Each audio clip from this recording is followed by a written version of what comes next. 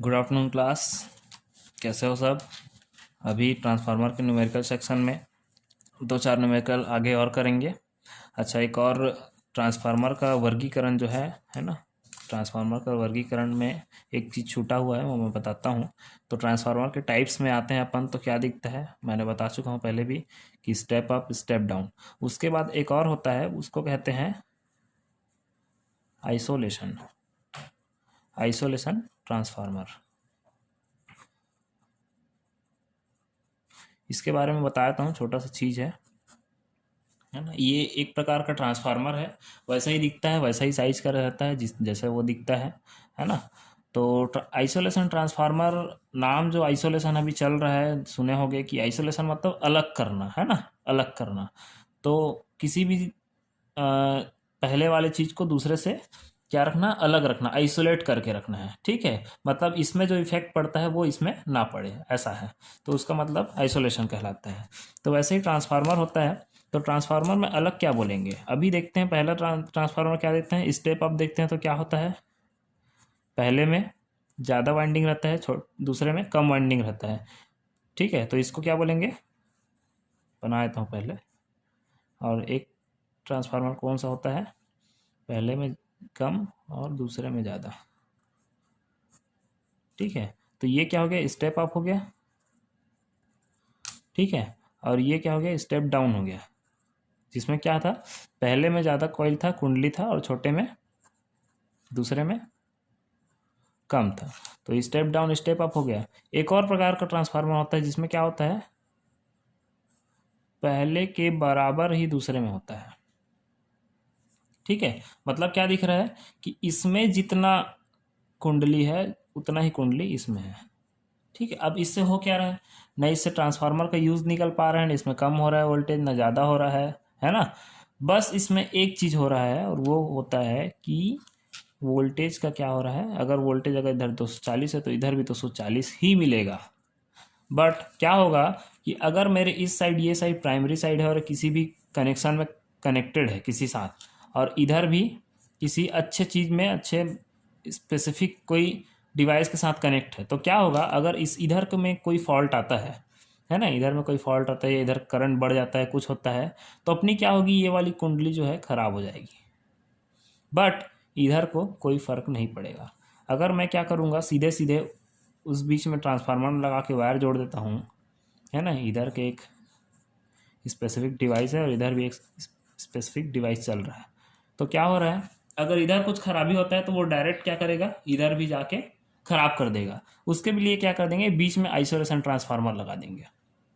तो isolation transformer क्या करेगा, वोल्टेज में या करंट में किसी प्रकार का छेड़खानी नहीं करेगा, और चुपचाप जितना इधर है उतना ही उधर देगा। But in the time of fault वो क्या करेगा, अगर वोल्टेज या करंट की कोई ज़्यादा कम ज़्यादा होता है तो वो इसी सेक्शन को क्या रखेगा, प्रोटेक्टिव रखेगा, ठीक है। इसी सेक्शन में बना रहेगा और इधर उधर इस तरफ इसका इफेक्ट नहीं पड़ेगा। इसी कारण आइसोलेशन ट्रांसफार्मर का यूज़ किया जाता है, ठीक है। आजकल बहुत सारे रिले विले भी आ गए हैं, बट आइसोलेशन ट्रांसफार्मर एक ट्रांसफार्मर का प्रकार है जो कि इस प्रकार के चीज़ों में यूज़ किया जाता है, ठीक है। तो आइसोलेशन ट्रांसफार्मर का स्टेप अप है कि स्टेप डाउन है, क्या है पूछा जाएगा, तो ये बोलना है कि आइसोलेशन ट्रांसफार्मर जो है ना ही वो स्टेप अप है ना ही वो स्टेप डाउन है, ठीक है। वो एक सामान्य कांस्टेंट ट्रांसफार्मर है जिसकी प्राइमरी और सेकेंडरी की जो वाइंडिंग होती है वो सामान्य होती है, ठीक है। चलिए, इसके बाद अपन ट्रांसफार्मर के प्रोटेक्टिव डिवाइस के बारे में पढ़ेंगे, ठीक है। प्रोटेक्टिव डिवाइस ट्रांसफार्मर का मतलब क्या है कि ट्रांसफार्मर को ऐसा कौन कौन सा चीज़ लगा हुआ है ट्रांसफार्मर में जो कि उसको प्रोटेक्शन प्रोवाइड करता है, ठीक है, प्रोटेक्शन देता है ट्रांसफार्मर को। कौन कौन सा ऐसा डिवाइस है वो देखेंगे। तो प्रोटेक्टिव डिवाइस में क्या क्या आ सकता है, एक तो कंजर्वेटर टैंक को भी हम लोग प्रोटेक्टिव डिवाइस बोलते हैं, क्योंकि वो क्या करता है, ट्रांसफार्मर में होने वाले जो गैस का फॉल्ट है उसको बचाता है, ठीक है। क्योंकि ट्रांसफार्मर का जो गैस वाला सेक्शन है या जिसमें हवा भर रहता है वो क्या होता है, कंजर्वेटर टैंक में भरा जाता है। इसी कारण कंजर्वेटर टैंक को भी अपन प्रोटेक्टिव डिवाइस में के रूप में बोल सकते हैं। बाकी डिवाइस मतलब कोई यंत्र, है ना। तो अपन यंत्र की बात करेंगे कि क्या क्या ऐसा कनेक्शन लगा हुआ है उसमें, वो प्रोटेक्टिव डिवाइस कहलाता है। तो सबसे पहला मेन होता है बुकॉल्स रिले, ठीक है, इसके बारे में बताऊंगा, बुकॉल्स रिले के बारे में। दूसरा होता है डिफरेंशियल रिले। डिफरेंशियल रिले से पहले मैं आप लोग को बात बता देता हूँ कि जो ट्रांसफार्मर अपन पहले देखे थे तो उसमें क्या लगा होता था, ऐसा करके ट्रांसफार्मर में बुशिंग चढ़ा होता है, ठीक है, ऐसा करके, जिससे क्या निकलता है, कनेक्शन निकलता है, ट्रांसफार्मर के अंदर से कनेक्शन निकाले जाते हैं।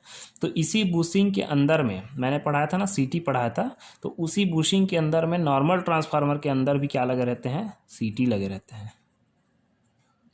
और इसके कनेक्शन जो है, सीटी कनेक्शन घूम के कहाँ रहते हैं, यहाँ पे एक बॉक्स लगा होता है, पैनल बॉक्स, वहाँ पे दिखाता है, वो ये दिखाता है कि कितना कितना करंट अभी तक इसमें चल रहा है ना, नॉर्मल कंडीशन में कितना कितना करंट है वो शो करते रहता है, इसमें सीटी लगे रहते हैं, ठीक है, ट्रांसफार्मर में, इस बुशिंग के अंदर में ही, ठीक है।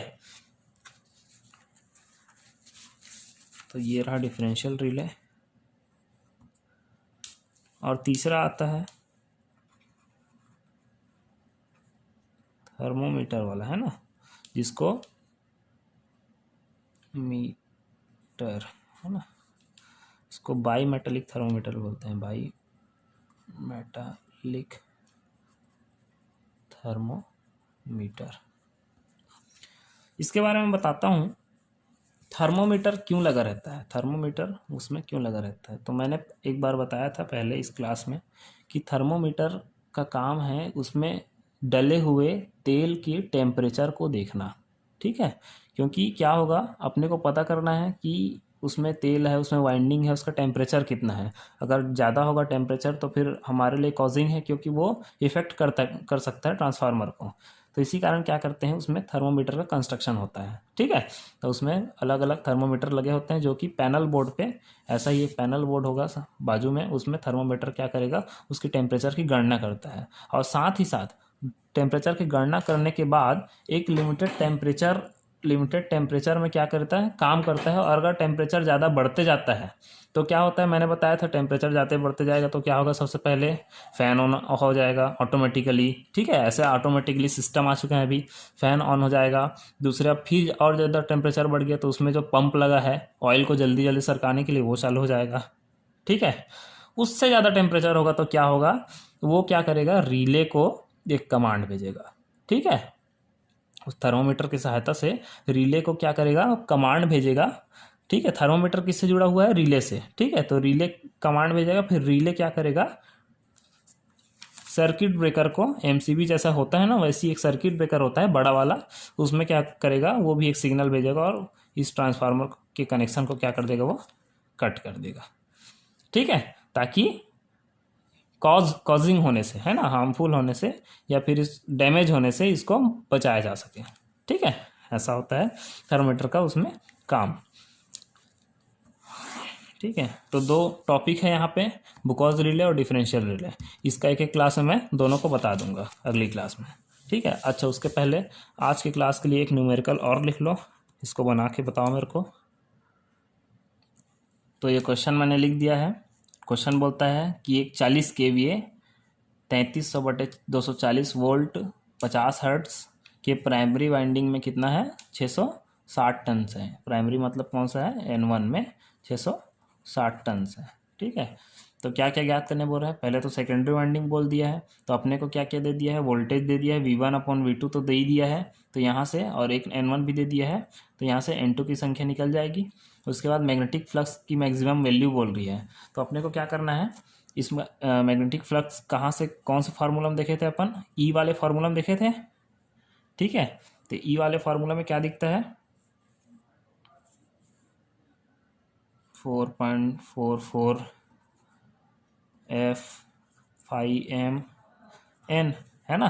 तो यहाँ पे क्या है, ई की वैल्यू की क्या पुट करोगे आप लोग, ई की वैल्यू मतलब, ई मतलब क्या होता है, ईएमएफ या वोल्टेज, है ना। तो ई की वैल्यू आप लोग क्या पुट करोगे, ये, ठीक है, V1 की वैल्यू, ठीक है, यही ईएमएफ है इसका, ठीक है। और फिर एफ की वैल्यू क्या है बता दिया, फ्रीक्वेंसी कितना है, 5M निकालना है अपने को, एन भी पता है N1 क्या है, ठीक है, N1 इसमें पुट करना है और इसको पक्षांतर करना और फाई एम का वैल्यू निकाल लेना है। ये सेकंड आ जाएगा। फिर थर्ड क्या बोल रहा है, प्राइमरी एंड सेकेंडरी वाइंडिंग में करंट बोल रहा है। तो पहले वाले क्वेश्चन कल दिया था उसी में जैसे निकाले थे, ठीक है। 40 kVA बोल रहे हैं, मतलब 40,000 वोल्ट एम्पियर, ठीक है। 40 kVA मतलब 40,000 वोल्ट एम्पियर। यहाँ से अपन क्या कर लेंगे, प्राइमरी और सेकेंडरी वाइंडिंग का करंट निकाल लेंगे। तो ये क्वेश्चन आप लोग बना के मेरे को फटाक से जमा करना, ठीक है। चलिए।